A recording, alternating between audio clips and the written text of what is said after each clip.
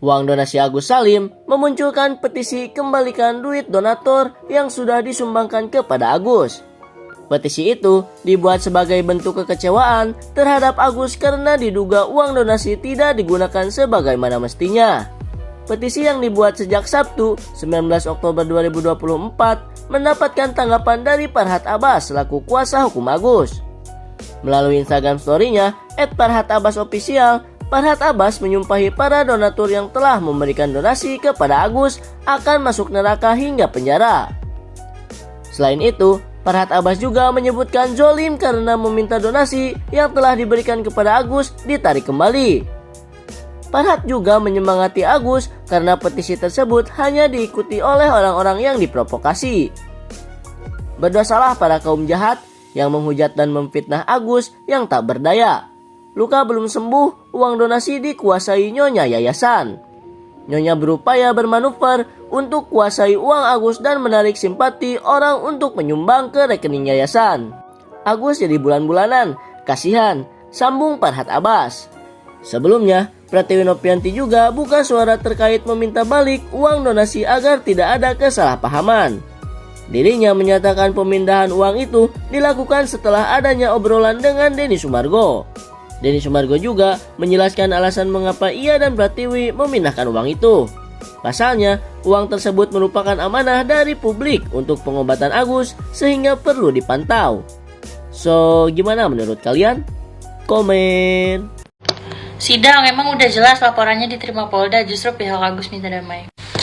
Ada info baru nih soal ini. Jadi beberapa hari lalu, kalau nggak salah 2 hari lalu deh, 2 hari atau kemarin ya, di RD Lau, di TikToknya si law firm yang lagi drama sama Agus ini, yang ada Bang Farhatnya. Di situ tuh ada video, tapi sekarang videonya udah dihapus. Gue sempet stitch, cuma nggak semua, jadi cuma depannya doang, tapi videonya dihapus. Jadi intinya pas udah di ending tuh Bang Farhat itu ditanyain kayak, terus laporannya jadinya gimana Bang? Terus kata Bang Farhat, laporan tuh sebenarnya udah ini, tapi kayak ya hukum di Indonesia jadi harus somasi dulu. Jadi kesimpulannya belum ada laporan. Laporan udah, maksudnya dia sudah mau melaporkan tapi belum jadi laporan, belum jadi tuh ada nomor surat, nomor LP-nya itu belum ada. Kenapa gue bisa bilang belum ada? Karena dia masih mau somasi. Somasi itu kan sebelum ada laporan. Kalau udah laporan tuh udah gak ada somasi-somasian lagi. Kalau abis laporan itu adanya penyelidikan, penyidikan, dakwaan, sidang lelah gitu ke depannya. Kalau abis itu masih somasi lagi berarti LP-nya belum masuk. Lagian abang masa prosedur kayak gitu aja kagak paham sih. Tapi ditarik mundur ke belakang lagi nih. Jadi ingat waktu abang sempat preskon, bukan preskon juga sih bahasanya, diwawancarain wartawan lah di depan kantor polisi itu, habis katanya bikin laporan, aku bikin surat. Kan abang di situ ada nggak sih videonya? Aduh tolong dong yang ada tag. Jadi si Bang Farhat ini megang kertas kan, tapi kayak dilipat gitu, kertas HVS tapi dilipat 2. Terus beliau bilang kalau misalnya kita udah bikin laporan sambil gini-gini. Terus disuruh tunjukin kan laporannya sama wartawan kalau nggak salah. Coba Bang boleh lihat gini-gini. Terus Bang Farhat bilang kayak, udah nggak usah, nanti kalian goreng atau apa gitu. Pertanyaan saya, kalau LP belum ada berarti itu surat apa?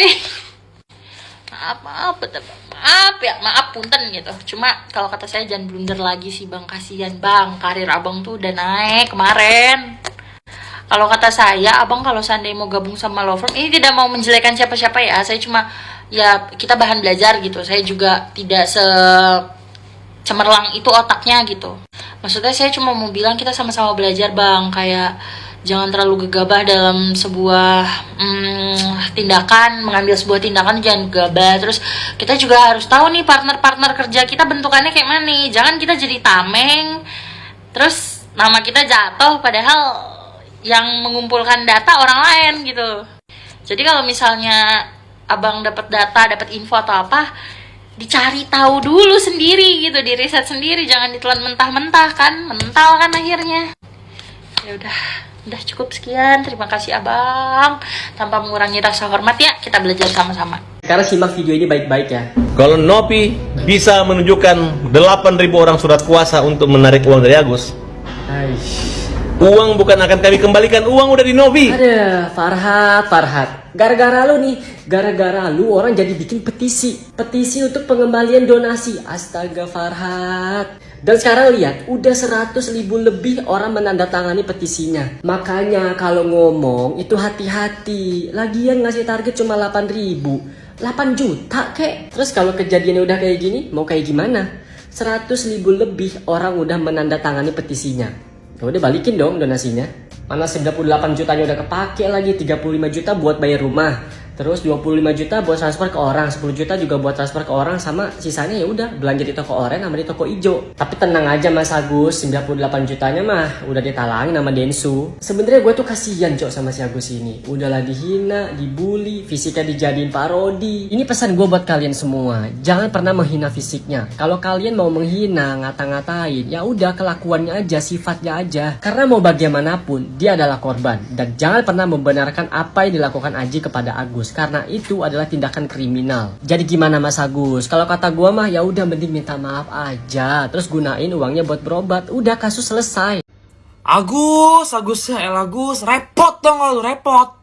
Agus sedih banget. Bismillahirrahmanirrahim.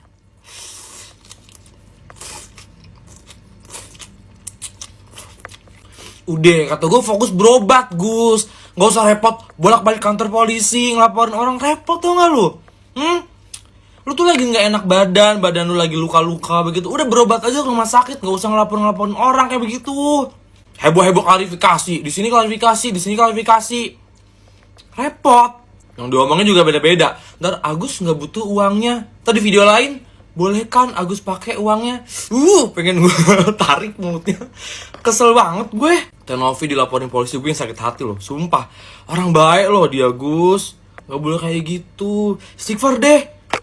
Kalau dilihat-lihatnya emang si Agusnya agak seneng ini ya, seneng ngomong di depan kamera dia nih. Repot banget, ya Allah, astagfirullahaladzim.